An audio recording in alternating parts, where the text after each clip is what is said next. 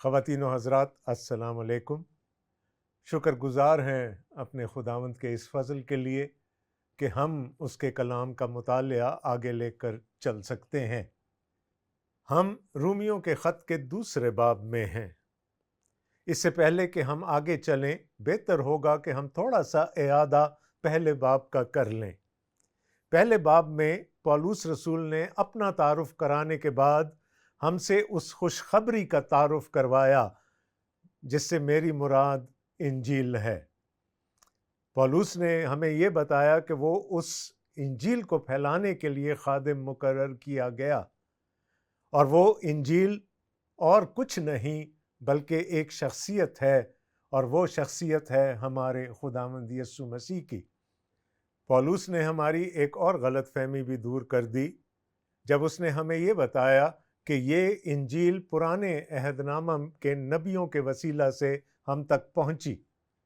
ہم اکثر انجیل کو نئے عہد نامہ میں تلاش کرتے ہیں، لیکن میرے لیے بھی بائبل ایک سنگل اینٹی ہے، ایک سنگل یونٹ ہے، اور اس کی ہم اس طرح سے تقسیم نہیں کر سکتے۔ پھر پولس رسول نے ہمیں بتایا کہ وہ انجیل سے شرماتے نہیں، اس لیے کہ انجیل نجات پا لینے والوں کے لیے خدا کی قدرت ہے، اور اسی میں وہ راست بازی خدا کی ظاہر ہوئی ہے جس کا دار و مدار شریعت کے اعمال پر نہیں ہے، بلکہ یہ خدا کا فضل ہے، یہ وہ نجات ہے جو ہم ایمان کے وسیلہ سے حاصل کرتے ہیں۔ پھر ہم نے پہلے ہی باب میں یہ بھی دیکھا تھا کہ جو انجیل کو قبول کر لیتا ہے وہ تو خدا کی ولدیت میں آ جاتا ہے، وہ تو خدا کے گھرانے کا ہو جاتا ہے، لیکن جو اس حق کے کلام کو ناراستی سے دبانے کی کوشش کرتے ہیں ان کے لیے خدا کا غضب ہے، ان کے لیے خدا کی عدالت ہے۔ ہم نے اس بات پر پچھلا پروگرام ختم کیا تھا کہ خدا کی عدالت دو طرح کی ہوتی ہے۔ ایک وہ عدالت ہے جو آخری دن ہوگی جب سب بنی نوع انسان خدا کے عدالت کے تخت کے سامنے کھڑے کیے جائیں گے اور ان کا حساب ہوگا۔ لیکن خدا اس دنیا میں بھی لوگوں کی عدالت کرتا ہے، اور پولس نے ہمیں بتایا کہ وہ عدالت چھوڑ دیا جانا ہے۔ وہ لوگ جو حق کو، جو کہ خدا کی انجیل کو، اس خوشخبری کو قبول نہیں کرتے، خدا ان کو ان کی گندی شہوتوں میں چھوڑ دیتا ہے کہ وہ جو چاہیں وہ کریں، اور یہ چھوڑ دیا جانا ایک نہایت ہی گھمبیر حالت ہے۔ پھر پولس نے ہمیں بتایا ان سب گناہوں کے بارے میں، ایک لمبی لسٹ ان گناہوں کی ہمارے سامنے رکھ دی جن میں کہ لوگ گھر جاتے ہیں اس لیے کہ خدا ان کو چھوڑ دیتا ہے، خدا ان کی عدالت کرتا ہے۔ اب انسان کی کوشش یہ ہوتی ہے کہ وہ کسی نہ کسی طریقے سے اپنے آپ کو راست باز ثابت کرے۔ ہمارے خداوند یسوع مسیح کی ایک تمثیل جو مقدس لوکا کے انجیلی بیان میں ہمیں ملتی ہے، اس میں دو اشخاص عبادت خانہ میں، ہیکل میں گئے تھے دعا کرنے کے لیے۔ ایک فریسی تھا اور دوسرا محصول لینے والا گناہگار تھا۔ فریسی نے وہاں جا کر اپنا شہرہ کرنا شروع کر دیا، اپنا ایڈ دینا شروع کر دیا کہ وہ کتنا اچھا انسان ہے، وہ کتنا راست باز ہے۔ چلیں یہاں تک تو کسی حد تک بات قابل قبول تھی، لیکن پھر اس نے اشارہ کیا اس محصول لینے والے کی طرف کہ اے خداوند، میں تیرا شکر کرتا ہوں کہ میں اس گناہگار جیسا، اس محصول لینے والے جیسا نہیں۔ انسان کی کوشش یہ ہے کہ وہ اپنے آپ کو کسی طرح دوسرے انسانوں کی نظر میں راست باز ٹھہرا جائے، اور اس کے لیے اکثر ہم دوسروں کا کاندھا استعمال کرتے ہیں۔ ہم دوسروں کو گناہگار اور ناراست ثابت کر کے اپنے آپ کو راست باز ٹھہرانا چاہتے ہیں، اور یہی موضوع ہے ہمارے آج کے حوالے کا ہمارے لیے ہماری راست بازی کا معیار یہ ہے کہ ہم اپنے پڑوسی کو گناہ گار ثابت کر دیں، اور ہم رات دن اسی کوشش میں لگے رہتے ہیں۔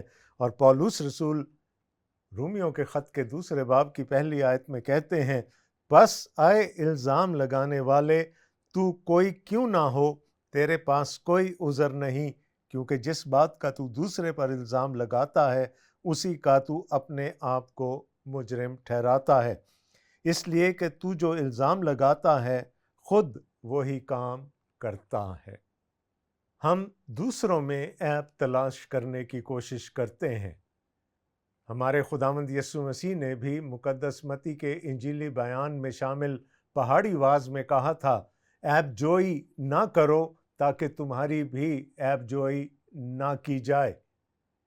میں نے آپ کو رومیوں کے خط کے تعارف میں بتایا تھا کہ خطوط اناجیلی بیانات کی تشریح، تفسیر اور ان کا اطلاق کرتے ہیں۔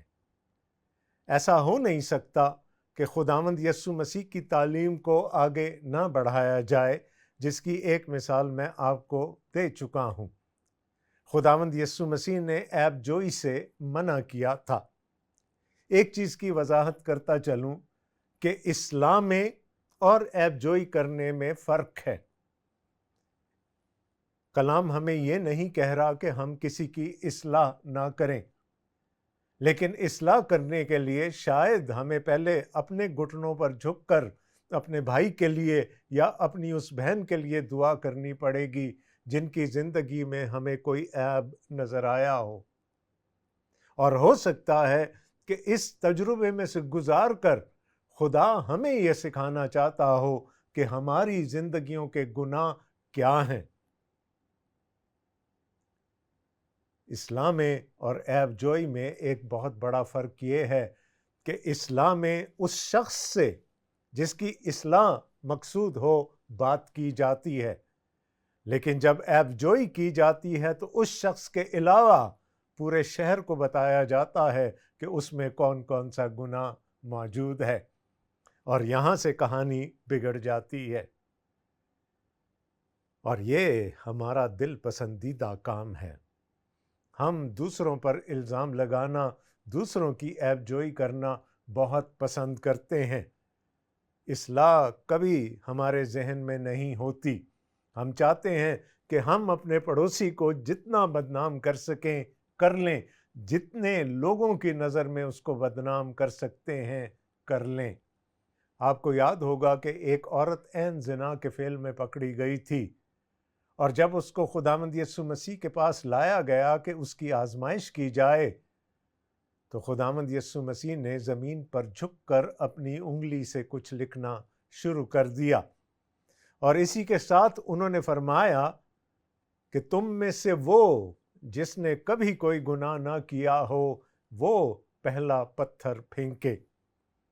اور وہاں لکھا ہے کہ یہ سننا تھا اور وہ پڑھنا تھا جو خداوند یسوع مسیح زمین پر لکھ رہے تھے، کہ بڑے سے لے کر چھوٹے تک ایک ایک کر کے سب وہاں سے چلے گئے۔ مقصد کیا ہے؟ کہ ہم سب گناہ گار ہیں۔ یہ ہو سکتا ہے کہ میرا گناہ میرے بھائی کے گناہ سے فرق ہو۔ میں نے ایک کوٹیشن پڑھی تھی کہ اگر میرا گناہ اب میرے بھائی کے گناہ سے فرق ہے، یعنی میری زندگی کے گناہ اس کی زندگی میں پائے جانے والے گناہوں سے فرق ہیں، تو اس کا یہ مطلب نہیں ہے کہ میں اس سے بہتر ہوں۔ ہم دونوں گناہ گار ہیں۔ تو جب ہم ایک ہی کشتی کے سوار ہیں تو پھر ہم کیسے ایک دوسرے پر الزام لگا سکتے ہیں؟ اور پولس رسول یہی بات یہاں پر کر رہے ہیں۔ تیرے پاس کوئی عذر نہیں، کیونکہ جس بات کا تو دوسرے پر الزام لگاتا ہے اسی کا تو اپنے آپ کو مجرم ٹھہراتا ہے، اس لیے کہ تو جو الزام لگاتا ہے خود وہی کام کرتا ہے۔ تو ثابت یہ ہوا کہ ہم سب گناہ گار ہیں۔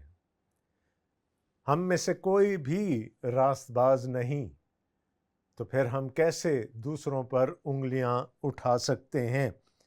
دوسری آیت میں لکھا ہے اور ہم جانتے ہیں کہ ایسے کام کرنے والوں کی عدالت خدا کی طرف سے حق کے مطابق ہوتی ہے۔ عدالت کا مضمون، خدا کی عدالت کا مضمون پچھلے باب میں شروع ہو چکا تھا، اور یہاں پر اس عدالت کی چند خصوصیات ہمیں پولس رسول بتا رہے ہیں، جس میں سے پہلی یہ ہے کہ خدا کی عدالت برحق ہے، خدا کی عدالت راست ہے، خدا کی عدالت سچی ہے۔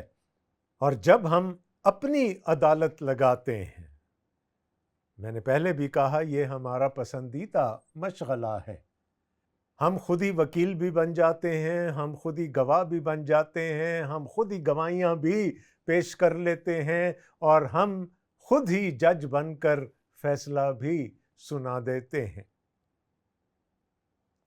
خدا کی عدالت تو راست ہے، خدا کی عدالت تو سچی ہے، لیکن جو عدالت میں لگاتا ہوں روزمرہ اپنے کسی بھائی پر یا کسی بہن پر کوئی الزام ثابت کرنے کے لیے، وہ کسی صورت میں حق پر نہیں ہو سکتی۔ پولس رسول فرماتے ہیں، آئے انسان تو جو ایسے کام کرنے والوں پر الزام لگاتا ہے اور خود وہی کام کرتا ہے، کیا یہ سمجھتا ہے کہ تو خدا کی عدالت سے بچ جائے گا؟ خدا علیم کل ہے، وہ اومنیسینٹ ہے، اس کو ہر چیز کا علم ہے، لہٰذا جب وہ عدالت کرتا ہے تو اس کی عدالت برحق ہوتی ہے۔ ہمارا علم ناقص ہے، ہمیں ہر چیز کا پتہ نہیں ہے، ہر چیز ہمارے دائرہ علم میں شامل نہیں ہے، تو اپنے محدود علم کے ساتھ جب ہم عدالت لگاتے ہیں اور جب ہم اپنے بھائی پر یا بہن پر الزام لگاتے ہیں تو وہ عدالت کبھی بھی سچی نہیں ہو سکتی۔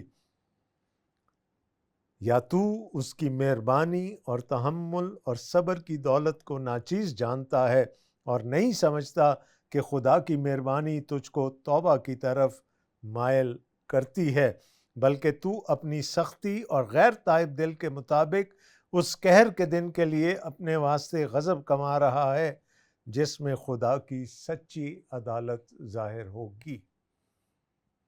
جیسا کہ ہم نے پہلے باب میں دیکھا تھا اور آج بھی ہم نے اس پر بات کی کہ خدا کی عدالت دو طرح کی ہے۔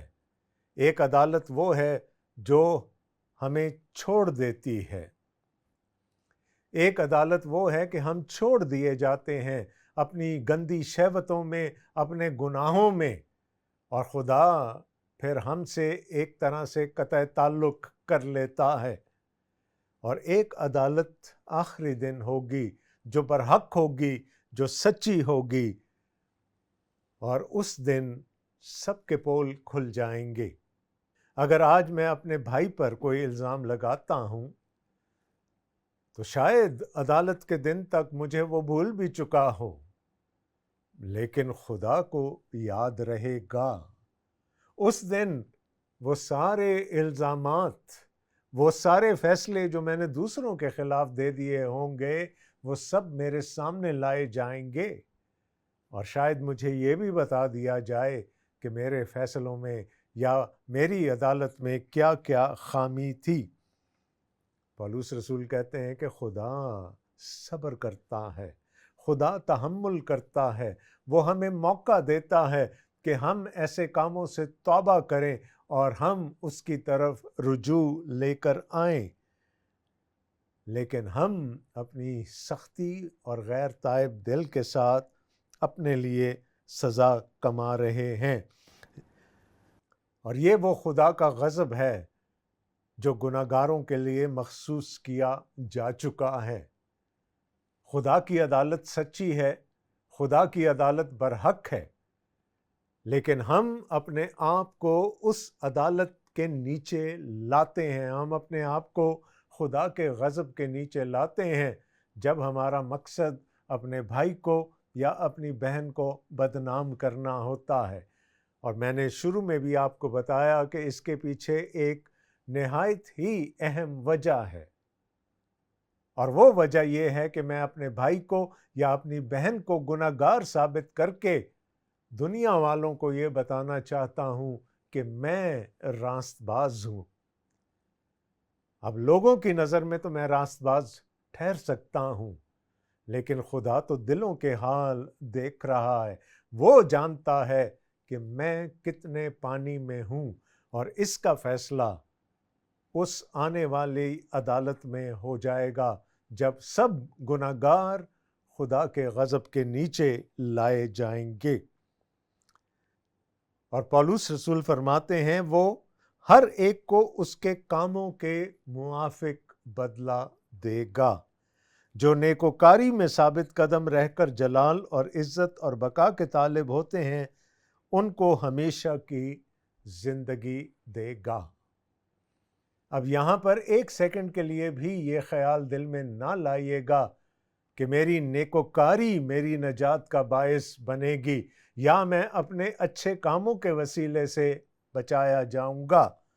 جب پولس یہاں پر کہتے ہیں جو نیکوکاری میں ثابت قدم رہ کر جلال اور عزت اور بقا کے طالب ہوتے ہیں ان کو ہمیشہ کی زندگی دے گا، تو یہ وہ لوگ ہیں جن کو یہاں پر نیکوکار کہا گیا، جنہوں نے خدا کو، اس کی بھیجی ہوئی خوشخبری کو، اس کے بیٹے کو قبول کر لیا، وہ خدا کے نزدیک نیکوکار ہے، اور جس نے اس کو رد کر دیا وہ خدا کے نزدیک بدکار ہیں۔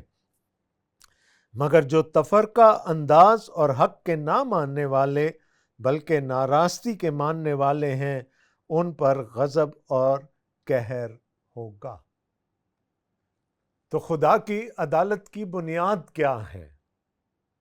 اس کی فاؤنڈیشن کیا ہے؟ اس کی بنیاد حق کی کلام کو قبول کرنا ہے۔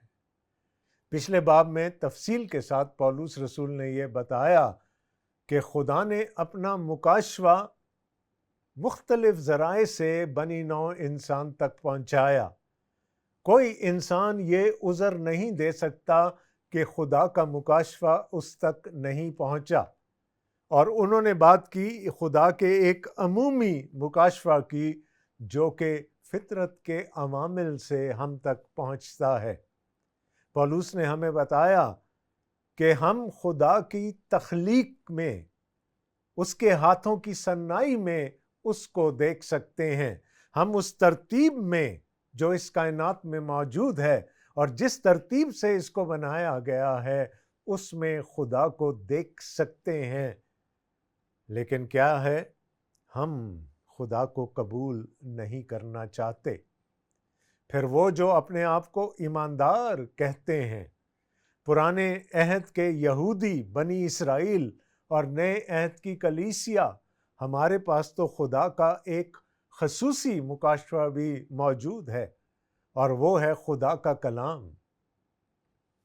بنی اسرائیل کو خدا نے اپنی شریعت دی تھی، اور ہمارے پاس پوری بائبل مقدس بشمول نئے عہد نامہ کے موجود ہے۔ یہ خدا کا وہ خصوصی مکاشفہ ہے جو اس نے ایمانداروں کو دیا اپنے کلام کے وسیلہ سے۔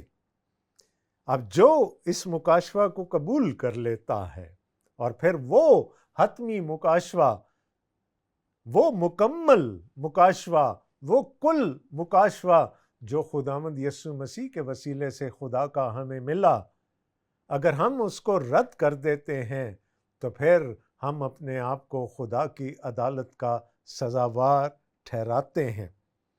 نویں آیت میں پولس رسول کہتے ہیں اور مصیبت اور تنگی ہر ایک بدکار کی جان پر آئے گی، پہلے یہودی کی پھر یونانی کی۔ خدا کی عدالت کے بارے میں جو پہلی بات پولس رسول نے ہمیں بتائی تھی وہ یہ ہے کہ خدا کی عدالت سچی ہے، راست ہے، برحق ہے۔ اب وہ ہمیں ایک اور بات خدا کی عدالت کے بارے میں بتاتے ہیں کہ خدا کی عدالت امپارشل ہے، اس میں کسی طرح کی بھی طرفداری نہیں ہے، بلکہ 11ویں آیت میں وہ کہتے ہیں کیونکہ خدا کے ہاں کسی کی طرفداری نہیں ہے۔ عدالت سب کی ہوگی۔ لکھا ہے مصیبت اور تنگی ہر ایک بدکار کی جان پر آئے گی، پہلے یہودی کی پھر یونانی کی۔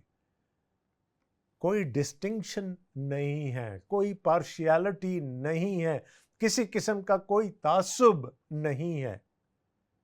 خدا ہر ایک کی عدالت کرے گا، اور اس کی انجیل کو، اس کی خوشخبری کو جس نے بھی رد کیا ہو، خواہ یہودی ہو یا یونانی ہو، سب کی جان پر عذاب آئے گا، مصیبت آئے گی۔ اس نے کہا پہلے یہودی، کیونکہ یہودیوں کو خدا نے اپنا مکاشفہ شریعت کے وسیلہ سے دیا تھا، اس لیے پہلے ان کی عدالت ہوگی، اور اگر انہوں نے حق کے کلام کو اور خدا کی خوشخبری کو قبول نہیں کیا تو پہلے وہ سزا پائیں گے اور پھر یونانی۔ لیکن اس کے ساتھ پھر دوسری ایکسٹریم پر اگر ہم دیکھیں تو لکھا ہے مگر جلال اور عزت اور سلامتی ہر ایک نیکوکار کو ملے گی، پہلے یہودی پھر یونانی۔ جس نے خدا کے کلام کو، حق کو ناراستی سے نہ دبایا، بلکہ خدا کو، اس کی خوشخبری کو، اس کے بیٹے کو اپنی زندگی میں قبول کر لیا، ان کے لیے کیا ہے؟ لکھا ہے جلال اور عزت اور سلامتی ہے۔ لیکن یہاں پر بھی تھوڑی سی تشخیص کی گئی ہے، پہلے یہودی پھر یونانی۔ یہودی پہلے اس لیے کہ ان کے پاس خدا کی شریعت، خدا کا کلام موجود تھا، اس لیے پہلے سزا بھی انہی کو ملے گی اور پہلے جزا بھی انہی کو ملے گی، اور پھر یونانی کو، کیونکہ خدا کی ہاں کسی کی طرفداری نہیں۔ خدا کی عدالت سچی ہے، برحق ہے، وہاں پر ہر چیز سب کے سامنے ہوگی۔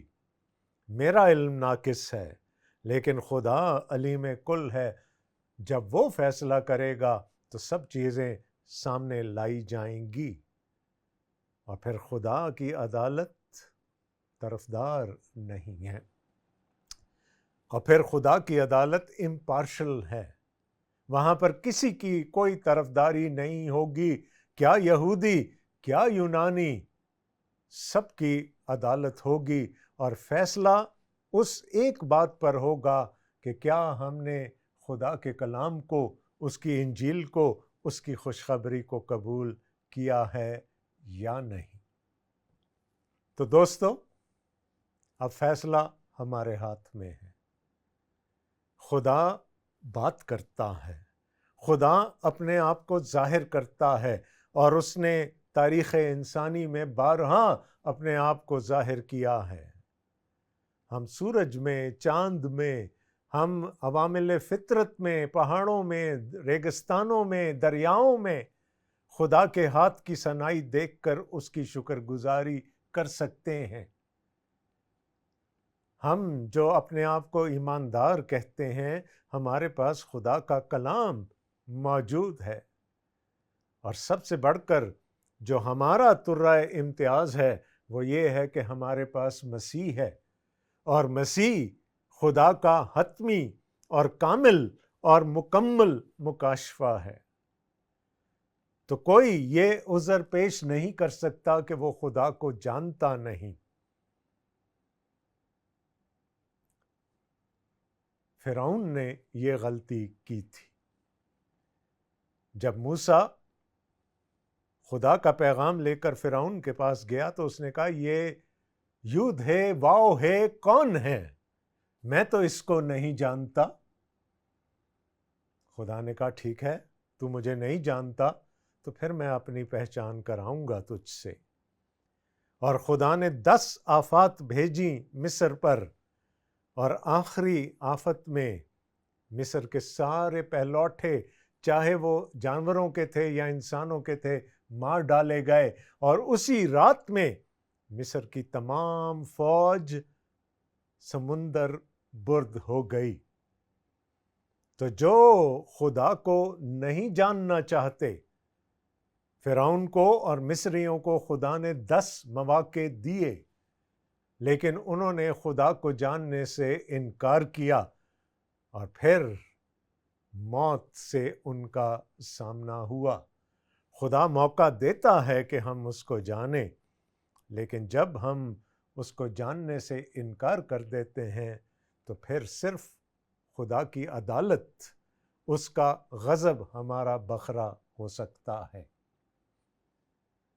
اب یہ بات ہم پر ہے۔ خدا نے تو اپنا مکاشفہ دے دیا، خدا نے تو اپنی پہچان کرا دی، اب ہم کس حد تک اس کو جاننے کے لیے، اس کو اپنی زندگیوں میں قبول کرنے کے لیے تیار ہیں؟ اگر آپ نے خدا کی اس خوشخبری کو اپنی زندگی میں قبول کر لیا ہے تو مبارک ہیں آپ کے لیے جلال ہے اور عزت ہے اور سلامتی ہے۔ لیکن آج تک اگر آپ نے اس کی خوشخبری کو اپنی زندگی میں قبول نہیں کیا تو ابھی بھی کچھ نہیں بگڑا، آپ آج بھی کر سکتے ہیں۔ صرف آپ کو خدا کے حضور میں جھکنا ہے، اپنے گناہوں کا اقرار کرنا ہے، توبہ کرنی ہے اور اس کی خوشخبری کو اپنی زندگی میں اتار لینا ہے۔